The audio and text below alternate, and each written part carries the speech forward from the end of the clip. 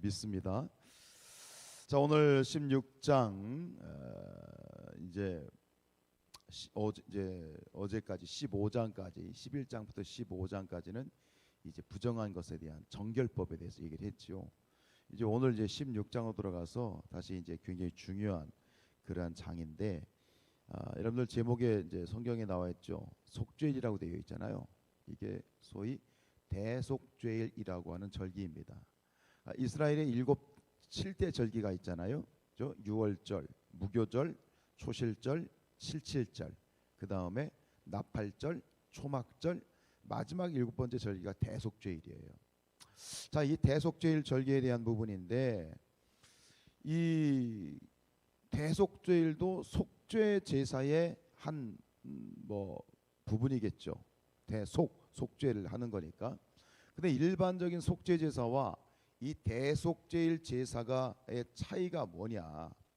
속죄제라고 하는 것은 우리가 수시로, 예를 들어서 내가 죄를 짓게 되면 그 죄에 대해서 바로 즉시 우리가 하나님 앞에 회개하는 것처럼 이 제사라고 하는 건 마찬가지죠. 죄를 지었으면 바로 제물을 가지고 와서 사함을 받는 것이 속죄 제사예요. 근데 이 대속죄일 제사는 뭐냐면 1년에 딱 하루. 여기 지금 보면 몇 절이 나와 있죠? 뒤에 보면 나와 있죠. 29절에 보면 되어 있잖아요. 29절에 일곱째 달 곧 그 달 10일. 그러니까 유대력입니다. 유대력 달력으로 7월 10일에 1년에 딱 하루 드리는 제사예요. 그래서 여러분들이 아는 것처럼 이날 대제사장이 어디에 들어갑니까? 지성소에 들어가는 날입니다. 그래서 일반적인 속죄제사는 그냥 내가 일반적으로 지은 죄, 소위 말하는 자범죄라고 그러죠. 이 자범죄를 사함받는 것이 속죄제사라면, 이 대속죄일이 중요한 이유는 뭐냐면 인간의 범죄, 원죄를 사함받는 날이에요. 대제사장이 제물을 가지고 지성소에 들어가서 직접 들어가서 하나님 앞에 제사를 드리는 날, 하루, 1년에 하루, 바로 인간의 모든 원죄를 사함받는, 자범죄뿐만 아니라 모든 원죄를 속죄하는 날이기 때문에 이것이 바로 예수 그리스도의 십자가의 구속과 직결되어져 있는 굉장히 중요한 제사죠.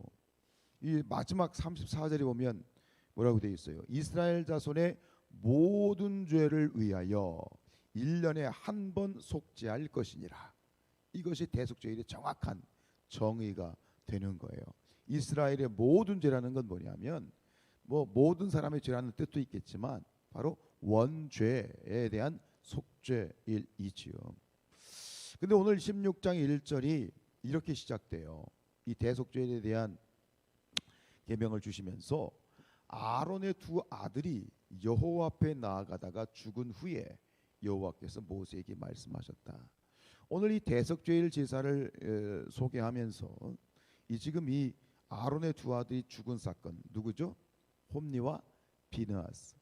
즉 이 제사장으로서 임명을 받고 임명식하고 난 다음에 바로 생겼던 아주 불미스러운 일이죠. 홈니와 아론의 두 아들인 홈니와 비느하스가 제사를 드리러 가는데, 이게 레위기 10장에 나와 있는 사건이에요. 하나님 앞에 분향을 하러 가는데 하나님이 말씀하시지 않은 다른 불을 가지고 나갔어. 하나님이 지정한 불을 가지고 나가야 되는데 다른 불을 가지고 나가서 분향을 하다가 결국 어떻게 돼요? 그 분향단에서 불이 나와서 두 아들이 하루아침에 제사장이 즉사를 해버리는 사건이죠. 근데 왜 이 대속죄일을 소개하면서 이 사건이 맨 앞에 등장을 하는 것인가? 그 이유는 바로 이 대속죄일에 있어서 이 대속죄일의 이날을 거행하는 이날에 가장 중요한 사람이 누구이기 때문에 그래요. 대제사장이기 때문에 그래요. 그래서 이 제사장의 어떤 정결, 준비되어지는 부분들, 하나님께 나아가는 대제사장의 사역과 관련된 부분이기 때문에 가장 중요한 역할을 하는 것이 대제사장이기 때문에 바로 이 부분을 먼저 상기를 시키는 것이지요.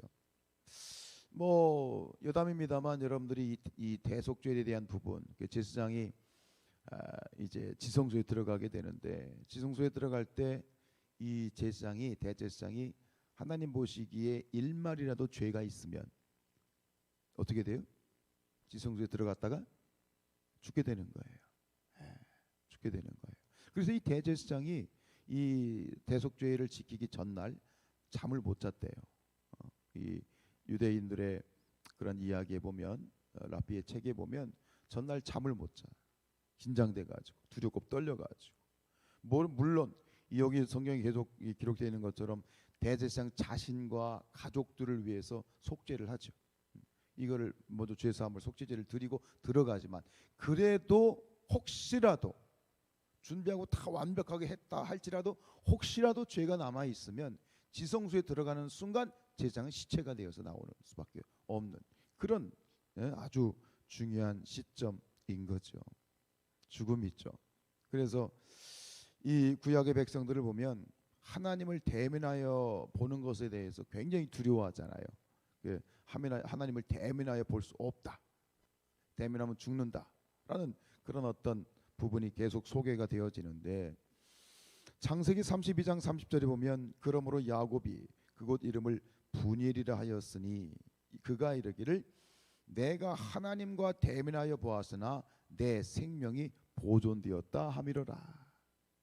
사실 우리가 예수 그리스도의 그 십자가의 공로로 말미암아 우리는 언제든지 그죠?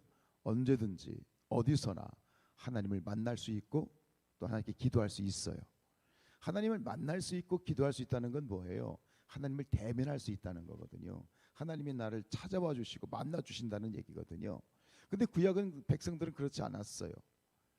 이것이 우리 지금 신약 이후에 예수 그리스도의 보혈의 그 십자가의 공로로 말미암아 우리가 얻은 축복이지만 구약 백성들은 하나님을 대면한다는 것에 대해서 지극히 두려워하고 또 두려워하고 어려워했어요. 근데 어찌 보면 우리가 하나님 앞에서 그 구약 백성들이 그 마음은 우리가 배워야 될 것 같아. 하나님 앞에 나올 때에 두렵고 떨리는 마음으로 하나님을 생각하면 참 감사하고 은혜이고 하지만 하나님 앞에 나올 때 하나님 앞에 이렇게 성전에 나올 때 기본적으로 우리가 가져야 될 마음은 경외하는 마음, 두려워하는 마음, 그런 경외감을 갖는 것이 필요하지 않나. 너무 그냥 너무 하나님의 은혜가 크고 커서 모든 장벽이 무너져서 그런 두려움이 너무 없어진 것은 아닌가 하는 그런 생각도 듭니다만 어쨌든 간 하나님 앞에 나올 때 우리가 조금 더 긴장하고 또 두려움을 가질 수 있는 그런 우리가 되어질 수 있기를 축복합니다. 여러분 그렇잖아요. 히브리서 10장 20절 말씀 그 길은 우리를 위하여 휘장 가운데로 열어놓으신 새로운 산 길이요 휘장은 곧 그의 육체니라. 예수님이 십자가에 달려 죽으시고 운명하시는 순간 어떤 일이 벌어졌어요? 성전의 지성소, 성소와 지성소를 가리고 있던 휘장이 위에서부터 아래로 쫙 갈라졌죠. 그게 뭐예요? 예수님의 보다 육체라 그랬어요. 근데 여러분 이 표현을 잘 보셔야 돼요. 휘장이 어디서부터 어디로 갈라졌다? 네, 보세요. 이 지금 이 커튼을 딱 쳤어. 커튼을 쳤는데 이게 휘장이 갈라지려면 이게 사람이 갈라놓으면 사람이 찢으면 위에서 아래로 찢어져야 돼요. 아래에서 위로 찢어져야 돼. 이게 사람이 찢는 거면 밑에서부터 푹 찢어가지고 위에까지 찢어야 되잖아. 근데 이 표현이 정말 기가 막힌 건 뭐냐면 휘장이 위에서부터 아래로 찢어졌대. 우리 입장에서는 절대 말이 안 돼. 그럼 누구 입장에서 이것이 찢어진 거예요? 하나님이 찢으신 거예요. 그러니까 위에서부터 아래로 찢어졌다는 얘기는 하나님이 직접 당신의 아들을 찢었다는 얘기야. 이게 어떤 거냐? 바로 이 제물을 드릴 때에 그 제물을 누가 잡느냐? 속죄제를 드릴 때 제물을 드릴 때 제사장이 제물을 잡습니까? 죄인이 제물을 잡습니까? 자기가 직접 잡거든요. 자기가 직접 제물을 찢거든요. 그런 마음이에요. 하나님이 독생자 예수 그리스도를 직접 찢으셨다. 아브라함이 모리아산에서 하나님께서 아브라함 보고 아들 이삭을 바치라 그랬잖아. 자기 손으로 이삭을 뭐 하는 거야? 찢는 거예요. 휘장이 찢어졌다. 우리는 그렇구나 싶지만 위에서부터 아래로 찢어졌다. 하나님이 당신의 아들 예수 그리스도를 직접 잡으신 거예요. 제물로 잡으신 거예요. 그래서 우리가 어떻게 된 거예요?